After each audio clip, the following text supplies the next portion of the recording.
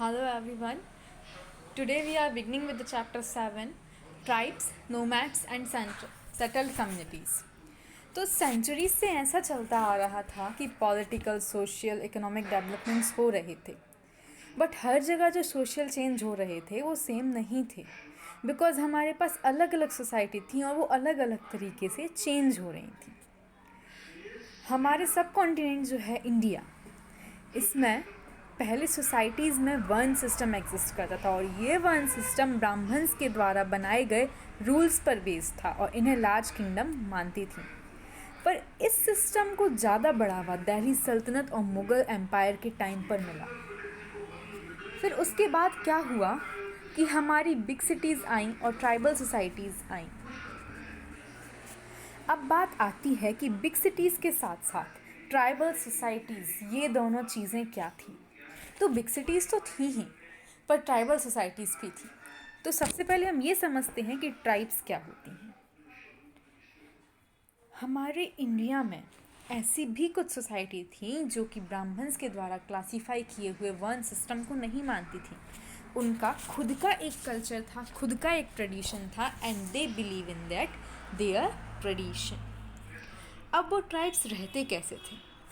तो वो एग्रीकल्चर करते थे, हंटिंग करते थे, दे आर ऑल्सो गैदरर्स और हर्डर्स. वो रहते कहाँ थे? वो फॉरेस्ट, हिल्स, डेजर्ट्स प्लेसेस में मतलब ऐसी कठिन कठिन जगहों पर रहते थे. अब बात आती है कि जो हमारी बिग सिटीज़ थी, मतलब जिसमें वन सिस्टम था, कास्ट सिस्टम था, उनका क्या ट्राइबल सोसाइटी से कनेक्शन था? तो यस था, बिकॉज एक पर्सन की बहुत ज़्यादा डाइवर्स नीड्स होती हैं और इसीलिए उनको अपनी नीड को सेटिस्फाई करने के लिए they are so much dependent on each other. Now who are the tribal peoples?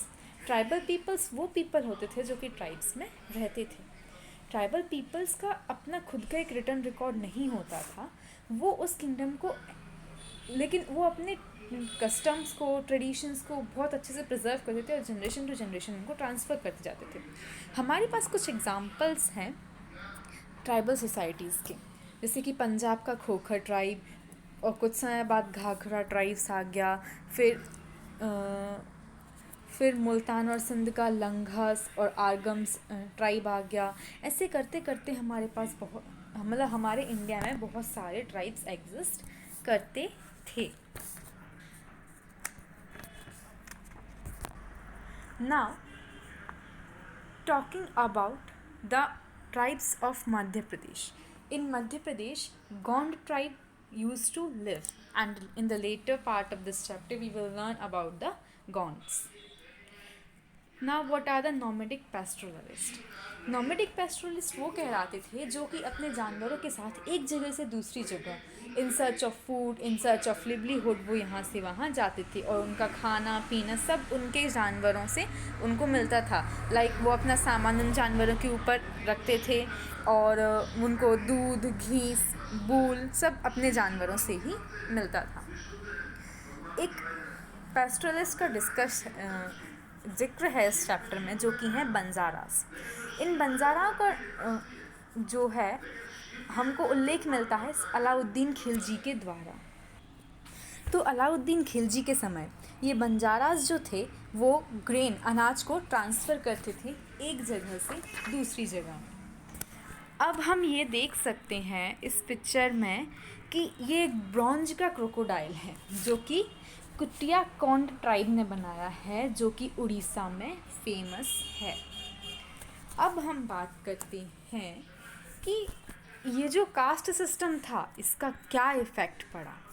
Actually क्या था कि कास्ट सिस्टम की वजह से हमने दूसरी ट्राइब को नीचा दिखाना चालू कर दिया था. उनके राइट्स, उनके हक सब दबते जा रहे थे. तो बहुत से लोग हिंदू से मुस्लिम्स में कन्वर्ट होने लगे. They don't like the Hinduism system because Hinduism systems में उनको नीचा दिखाया जाता था. अब हम गोंड ट्राइब की बात करते हैं. तो गोंड ट्राइब गोंडवाना लैंड में रहती थी और ये लोग जो हैं वो शिफ्टिंग कल्टीवेशन प्रैक्टिस करते थे.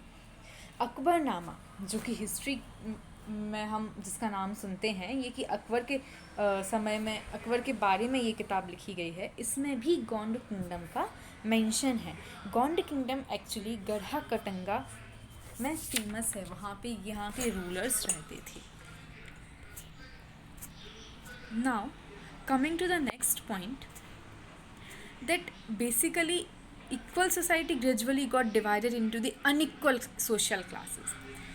So ब्राह्मण्स जो थे वो क्या करते थे, गोंड राजा से कर वसूल करते थे और ये कर कुछ ज़्यादा ही वसूल होने लगा था। तो इसलिए गोंड ट्राइब अपने आप को राजपूत बनाना चाहते थे, जिस वजह से उनको कोई सबॉर्डिनेट ना करे। तो जो अमनदास थे गोंड के राजा गढ़ा कटंगा के, उन्होंने अपने आप को संग्राम शाह टाइटल दे दिया था और फिर उन्होंने एक राजपूत राजा महोबा की बेटी से शादी की, रानी दुर्गावती से। अब इसके बाद हम बात करते हैं अहोम किंगडम की। अहोम किंगडम जो था वो ब्रह्मपुत्र वैली के पास था, जो कि अब प्रेजेंट डे म्यांमार में है।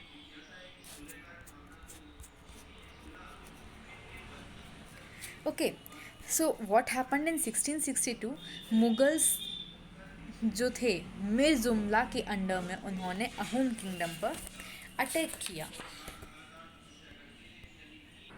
और इसी तरह से क्या होता गया, सोशल चेंजेस होते गए हमारे सब कॉन्टिनेंट में। वन सिस्टम रहा, ट्राइबल पीपल रहे, इन लोगों के बीच में इंटरेक्शन भी होता रहा। Over a period of time there are so many changes and there were so many interactions between the people. Now coming to the Mongols. Mongols जो थे, these were the best known pastoral and hunter gatherer tribe in history. Also, what happened in 1206 under Changiz Khan, he had united Mongol and Turkish tribes into the powerful military force, and at the time of his death he became the ruler of extensive